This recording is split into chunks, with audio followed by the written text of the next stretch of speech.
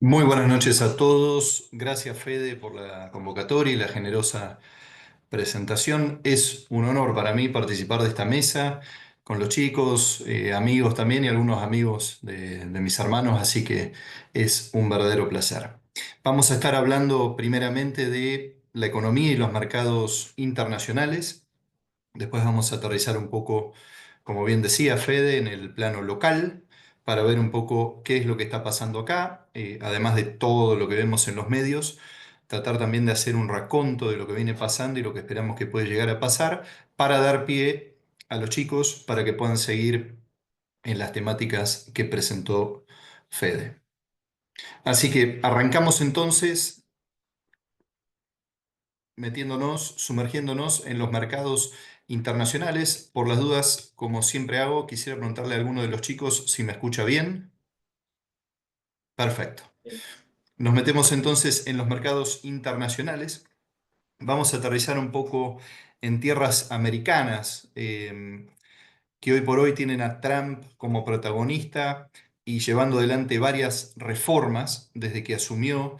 Pareciera que asumió hace muchísimo, pero van a ser 2 meses que está en el poder. Recordemos un poco que a Trump lo eligen por dos virtudes, el proteccionismo y su capacidad geopolítica. Eh, lo primero puede obedecer a ciertas doctrinas económico y políticas, uno puede estar de acuerdo o no. Lo segundo es algo que le destaca al mundo, su habilidad geopolítica. En pocos minutos de presidente sentó rápidamente a otros presidentes o otros países que estaban en guerra y ha hecho cambios realmente bastante profundos. Ahora bien, ¿qué ocurre con la economía americana y cuáles son los problemas principales que hacen que desembarque Trump? Que para muchos la última elección americana fue muy parecida a la Argentina, era votar a Massa o a Milei. Entonces, algunos habrán votado fervientemente a alguno de los dos candidatos, pero muchos lo hicieron por descarte. En este caso ocurrió exactamente lo mismo, pero el desempeño de Biden había sido bastante deficiente a lo largo de su gobierno y además también se habían propagado mucho las guerras y muchas cuestiones que estaban afectando aún geopolíticamente a Estados Unidos de América. Entonces, un poco hoy Estados Unidos se encuentra lidiando con algunas proyecciones propias de la Fed. Ahí está, que es la Reserva Federal Americana, el Banco Central Americano. Y en la última reunión que hubo la semana antepasada, semana anterior no, sino la pasada, se resolvió mantener el rango de la tasa inalterada, la tasa de interés en torno al 4,25 y 4,5. Bajaron las proyecciones del PBI de 1 a 1,7, venían en 2,1. El desempleo se entiende que va a subir de 4,3 a 4,4 y la inflación de 2,5 a 2,7. Es decir, ¿qué estamos viendo acá? Mantenemos la tasa porque entendemos, como dice el titular verde, que va a haber más inflación, pero que va a haber menos actividad. De alguna manera, la Fed entiende que esto se puede llegar a compensar, entonces mantiene la tasa. La orientación de este gobierno es a bajar la tasa, a bajar la tasa. ¿Para qué? Para que esos capitales se vuelquen de forma productiva en el país y esto, bueno, genere empleo y dispare un poco la economía.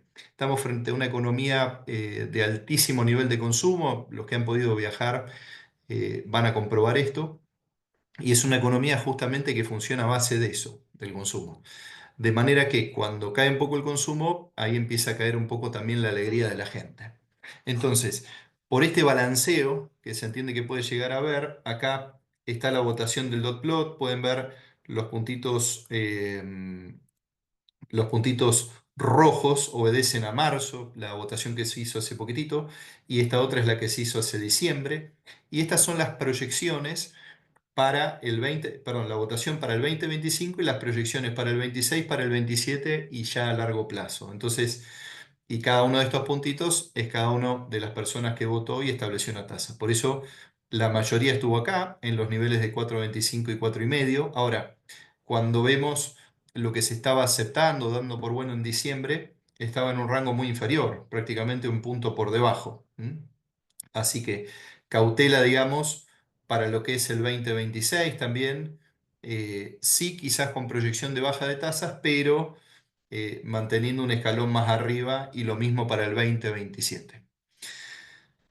Luego de que se votó esto, el S&P 500, para algunos que quizás no lo conocen, es el mercado americano donde cotizan las 500 empresas de mayor capitalización bursátil de Estados Unidos, y el Nasdaq, que es el mercado de tecnológicas, rebotaron para arriba, es decir, al mercado le gustó esta votación, esta comprensión de la economía, pero automáticamente con el anuncio de aranceles a automotrices y lo que iba a venir desde mañana, que ahora vamos a estar viendo, el mercado cayó, se desmoronó. Acá lo podemos llegar a ver.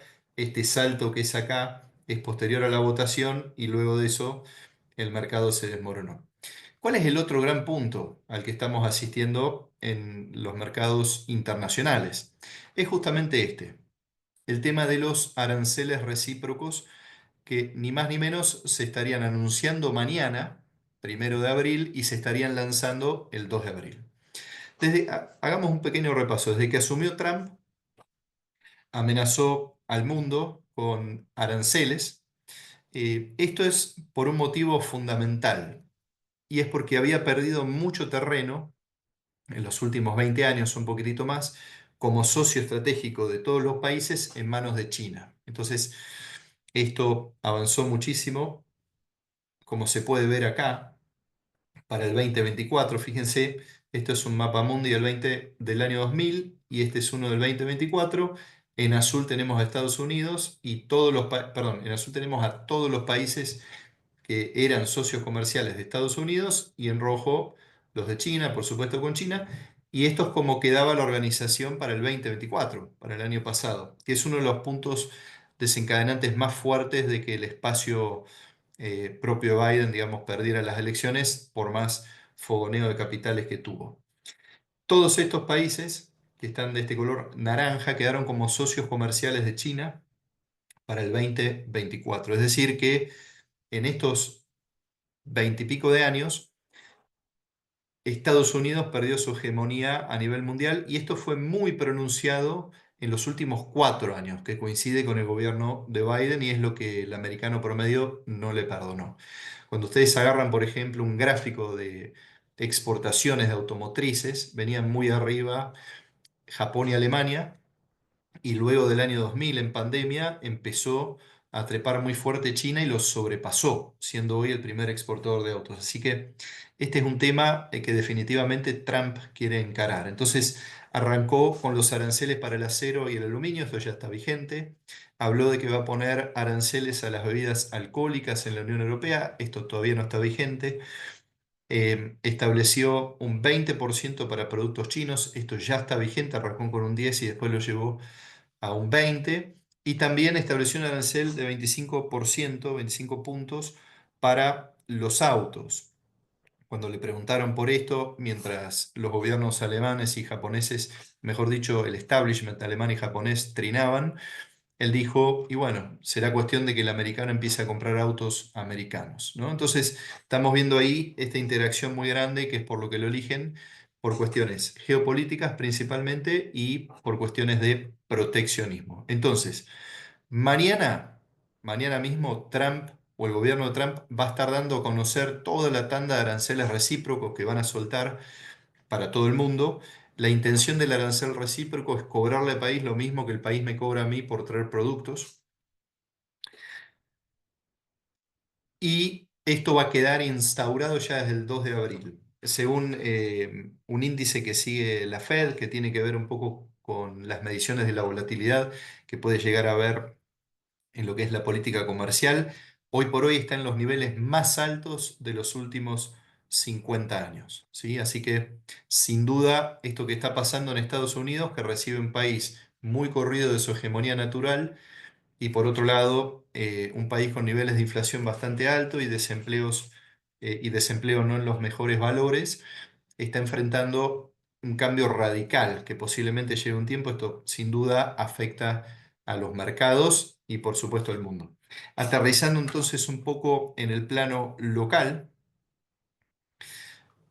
Antes de avanzar un poco con los principales drivers que tenemos para explicar un poco la economía argentina y los mercados, me gustaría hacer un raconto de lo que viene pasando con el FMI y con el intercambio con el FMI. ¿Por qué? Porque se está hablando muchísimo del FMI, se está hablando muchísimo que de la evaluación, hay rumores por todos lados, todos tienen un familiar que es amigo de alguien que les comentó, hay muchísima información cruzada, hay mucha operación política hoy por hoy, eso tiene un motivo, pero cuando el gobierno asumió, habló con el Fondo Monetario y le propuso hacer un plan diferente a lo que había arreglado Massa.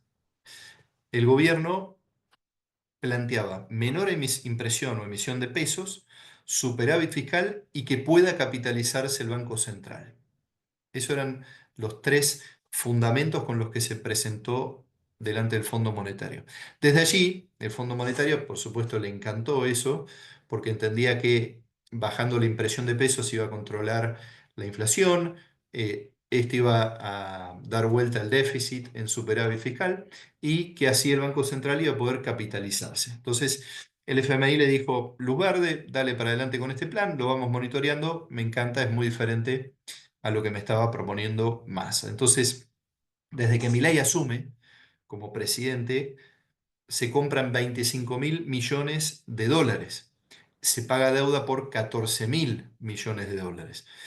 Se deja también un blend para incentivar de alguna manera la liquidación de divisas por parte de los exportadores. Ahora bien, con el blend, por las dudas, por si alguno lo escucha nombrar pero no sabe qué es que lo que viene de afuera se liquida un 80% por el MULC, es decir, el tipo de cambio oficial, y un 20% por el contado con liquidación. Ese 20% de todas las exportaciones desde que esto comenzó son 16.000 millones de dólares, ni más ni menos, que es lo que costó, digamos, mantener el blend, pero que estimuló de alguna manera la liquidación de dólares que tenía que ver justamente con el planteo del Banco Central, de capitalizar, perdón, el Banco Central. Entonces, algunos que están más cercanos al gobierno pueden llegar a argumentar que si se hubiera roleado esa deuda de 14.000 que se pagó, y no se hubiera tenido en cuenta el blend, no sabemos qué hubiera pasado con las liquidaciones, pero que habría unos 30.000 millones extra, ¿está bien? Por los 16 que se fugaron por el blend, por así decirlo, y por los 14 que se pagó de deuda. Esto, de alguna manera, son cuentas que ve el Fondo Monetario, si bien no se sabe, como les digo, qué hubiera pasado si no estaba el estímulo del blend y si se roleaba la deuda, Argentina estaba en condición de hacerlo, ¿no? Pero bueno, argumentan un poco esa posición. En la actual coyuntura, Argentina paga intereses nomás y en el 26 va a comenzar a pagar amortización de capital. Por eso se está negociando hoy por hoy esto.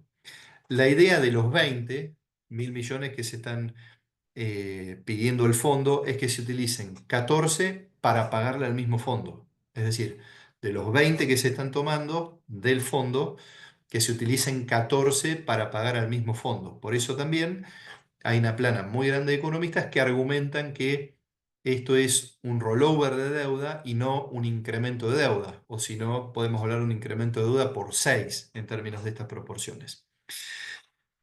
La idea es que el FMI nos dé 20.000 millones de dólares y entre 5 y 6 aproximadamente, entre otros organismos, puede ser el BID, el Banco Mundial, eso ya estaría palabrado y se liquidaría inmediatamente después de esto.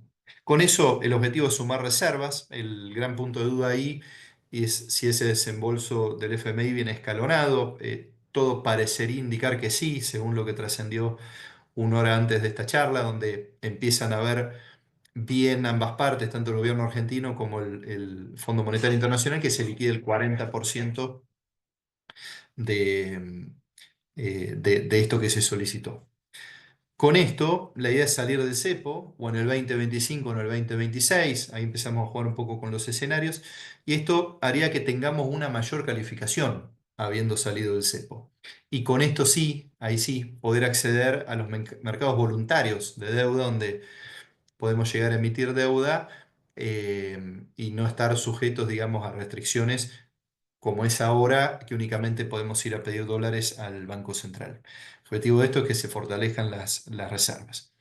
Del acuerdo con el FMI que se va a llevar adelante, casi todo iría a parar amortizaciones. Esto es un saldo que Argentina toma para amortizar una deuda con el Banco Central, ¿sí? Es decir, esta deuda la toma la tesorería del gobierno argentino para cancelar una deuda con el Banco Central. En el pasado, Cristina colocó deuda justamente en el Banco Central por 69.000 millones, sacándole los dólares y dejándole la deuda.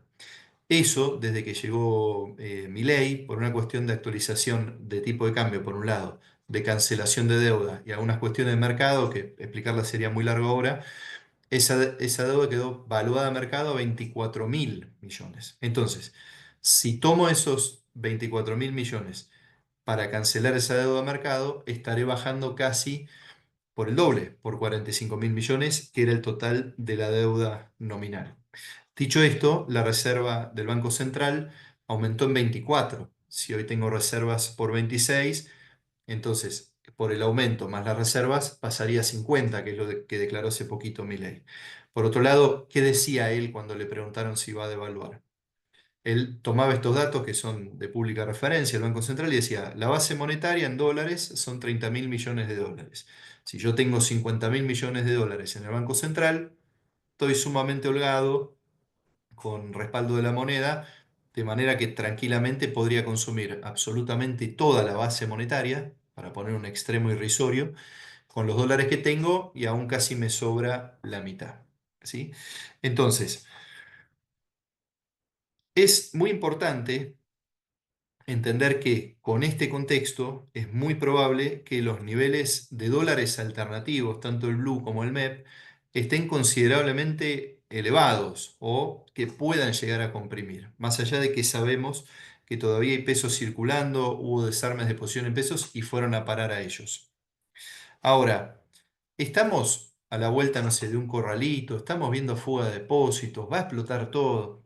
Cuando miramos las cuentas públicas y miramos, por ejemplo, el 28 de febrero, los depósitos en pesos eran por 80.000 millones de pesos. ¿Está bien? Ahora, cuando miramos al viernes pasado, estaban en 80.000, leves movimientos.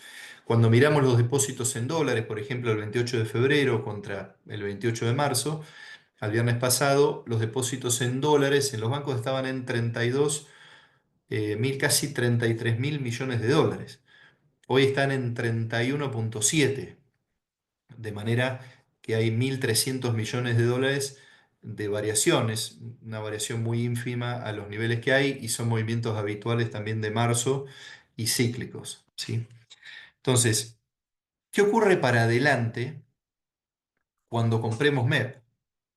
Recordemos que desde septiembre del año pasado no se está emitiendo un peso más, de manera que los pesos que quedan en circulación o quedan colocados, por así decirlos, a las tasas que ofrece el mercado, o bien se utilizan productivamente o para consumo, porque las tasas de financiamiento han quedado realmente muy elevadas. Entonces, cuando sacamos pesos, nosotros para comprar dólares, estamos sacando pesos de la economía y con eso haciendo subir las tasas de la economía, que es lo que vimos la semana pasada, donde la curva del ECAPS por algunos momentos llegó a superar los 40 puntos de tiro.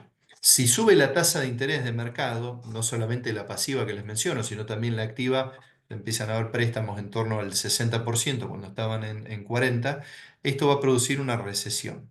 Y esta recesión obliga a dos cosas: a vender mercadería a menor precio, es decir, que baje el IPC, o bien la gente saca sus ahorros, que en general en Argentina están en dólares, para sostener sus obligaciones. Eso hace que caiga el dólar. Por eso, como se espera una leve recesión por estos últimos movimientos, para los datos que salgan de marzo y principalmente para los datos de abril, es muy posible que veamos también cómo comprime en paralelo, por cuestiones monetarias, la inflación y los valores de los dólares alternativos. Dato no menor, pero entre hoy, digamos, 31 de marzo y el 5 de mayo, tenemos más o menos unos 36 días en ese periodo, de los cuales habrá 19 días hábiles, ¿sí? Así que por feriado, por un paro la semana que viene o la otra, Semana Santa, un feriado también con el 1 de mayo. Esto sabemos, digamos que en los últimos cambios en Argentina, día que no se abre, no se vende y no se recupera. Así que por este motivo, digamos, esperamos un cuadro de cierto valor de recesión en abril que en las variables macroeconómicas puede llegar a impactar positivamente. Por otro lado, como para ir cerrando el plano nacional, se levantó todo el maíz del campo. Muchos productores todavía aún están esperando a liquidar esto por los rumores de devaluación, de manera que está ahí como dólares para entrar, más lo que entre por el fondo, pero el maíz de primera son entre 20 y 25 millones de toneladas, y en abril comienza la campaña de soja, que son entre 46 y 47 millones de toneladas, que se tienen que vender mayoritariamente por los vencimientos y vencimientos bastante importantes que tiene el sector hacia adelante. Así que por los dólares de cosecha, por el Fondo Monetario, se espera una buena entrada de dólares desde los meses de abril hasta junio o julio principalmente. Em, Así que las condiciones macroeconómicas, más o menos la letra chica del arreglo, deberían mejorar. ¿Sí? Así que entre mayo y julio es el tiempo que el gobierno le está asignando por todo esto indefectiblemente para poder mejorar las variables macro y llegar así de cara a las elecciones, ¿sí? Acá podemos ver en este cuadro las reservas netas líquidas en estos valores y acá podemos ver la pulsión entre exportaciones e importaciones. Por supuesto, un tipo de cambio retrasado más los rumores de devaluación hacen que los importadores disparen y los exportadores frenen. El riesgo acá es la inversión, lo que hace que la balanza sea completamente negativa. ¿Sí? Así que, para cerrar, es muy importante mencionar que, como decíamos recién, con las reservas netas líquidas en este valor, todo este ingreso de dólares va a ser una diferencia muy significativa y que todavía no tenemos muchos datos del acuerdo con el Fondo Monetario, salvo que es un monto por 20.000 millones. Sabemos que la tasa es 5,63, que es mucho mejor a la mayoría de las deudas que tenemos asumidas. Sabemos que va a venir para liquidar deuda que haya activa con ellos. Y por otro lado, por lo que sabemos de hace muy poquitito, estarían liquidando 40%. ¿Sí? Estarían liquidando 40%, estirando esto a 10 años con los 4 años de gracia. Es la información que hay. Entonces, con todo esto que hablamos, podemos llegar a establecer tres escenarios. A nosotros, desde la consultora, también los chicos solemos trabajar en escenarios porque, como no tenemos la capacidad de adivinar el futuro, sí establecemos escenarios dentro de lo que pueda llegar a ocurrir y sí podemos ponerle más peso o menos peso a alguno de ellos. Los tres escenarios con los que vamos a trabajar y presentar son los siguientes. Un primer escenario, que el crawling peg se mantenga igual, es decir, que Milei salga con la suya, logre este acuerdo con el Fondo Monetario en el que viene insistiendo mantener este tipo de devaluación y el Fondo Monetario lo acepte. Otro escenario es un escenario de devaluación, lo tenemos que incluir, ha habido rumores muy fuertes, muy posiblemente la mayoría de ello haya sido por política. Y un tercer escenario con una interrupción medida del crawling peg, es decir, con algunas alteraciones, ¿sí? Mantengo el cepo, mantengo el crawling peg, pero introduzco algunas alteraciones. Hemos visto varias para atrás, por ejemplo, con Macri hemos visto la devaluación con bandas, superior e inferior, hemos visto el dólar soja, hemos visto varias posibilidades que puede llegar a adoptar esto, pero sería de alguna manera una devaluación un poco más asistida o controlada, ¿sí?